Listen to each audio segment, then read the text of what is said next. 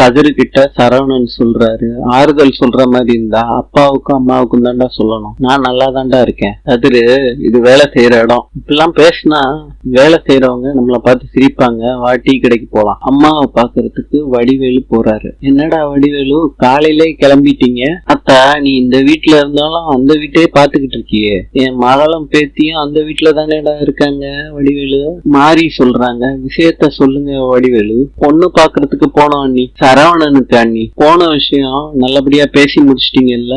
என்ன அத்தா, எப்பயும் சொல்றத சொல்லி பொண்ணை கொடுக்க மாட்டோம்னு சொல்லி அனுப்பிச்சிட்டாங்க அத்தா. மெதுவா பார்த்தாலும் அவனுக்கு நல்ல பொண்ணா அமையும்டா சரவணனுக்கு.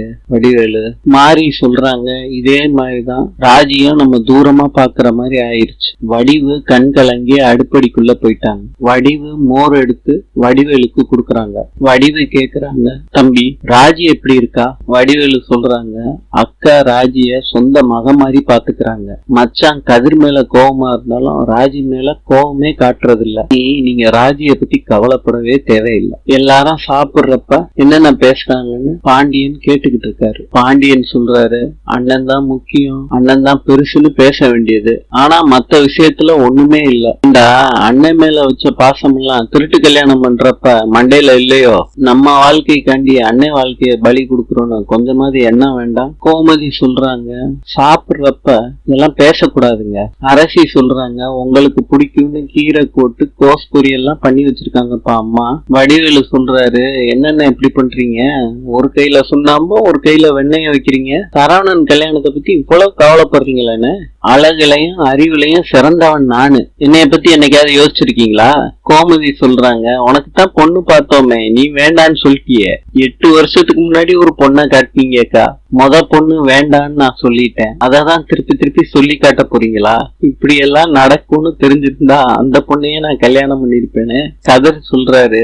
இப்ப அந்த வாய்ப்பும் இல்ல, அந்த பொண்ணுக்கு கல்யாணம் ஆகி 3 குழந்தை இருக்கு. மீனா சொல்றாங்க, சித்தப்பா உங்களுக்கு கல்யாணம் நடந்துரும், உன் வாய் முகூர்த்தம் பழிக்கட்டுமா. செந்தில் கிட்ட மீனா சொல்றாங்க, என்னங்க கோவம் குறையலையா? ஆமா, இப்ப குறையல, நான் உங்களை மாதிரி தாங்க நானும் நினைச்சிருந்தேன் சம்பந்தம் அமைஞ்சிரும்னு, ஆனா பாருங்க இப்படி நடந்து போச்சு. அதுக்கு செந்தில் சொல்றாங்க, நீ எல்லாத்தையும் சொல்லி இருக்கணும் மீனா. செந்தில், நான் எல்லாமே சொல்லிட்டேன், அதனாலதான் அவங்க மாப்பிள்ளை பார்க்க சம்மதிச்சாங்க. மீனா அப்புறம் ஏன் மாத்தி பேசுறாங்க? அது புரியாம தான் செந்தில் நான் மண்டையை போட்டு குழப்பிக்கிட்டு இருக்கேன். சரவணன் மாமாவுக்கு கல்யாணம் ஆகாததுக்கு நம்மளும் ஒரு காரணம். அந்த குற்ற உணர்ச்சினாலதான் நான் பொண்ணு பாக்குறதுக்கு கூட்டிட்டு போனேன். செந்தில், நம்ம கல்யாணம் ஆனதுல இருந்து எல்லா விசேஷம் துக்கத்திலையும் நான் பங்கேற்கிறேன். செந்தில், நீங்களே உங்க வாயால சொல்லிருக்கீங்கல்ல மீனா, நீ அவசரமா நீ கல்யாணம் பண்ணணும்னு டார்ச்சர் பண்ணதுனாலதான் நான் பண்ணினேன். மீனா சொல்றாங்க, உங்க அப்பா சம்மதத்தோட என்னை கல்யாணம் பண்ணிக்கோங்கன்னு நான் சொன்னேன், நீங்க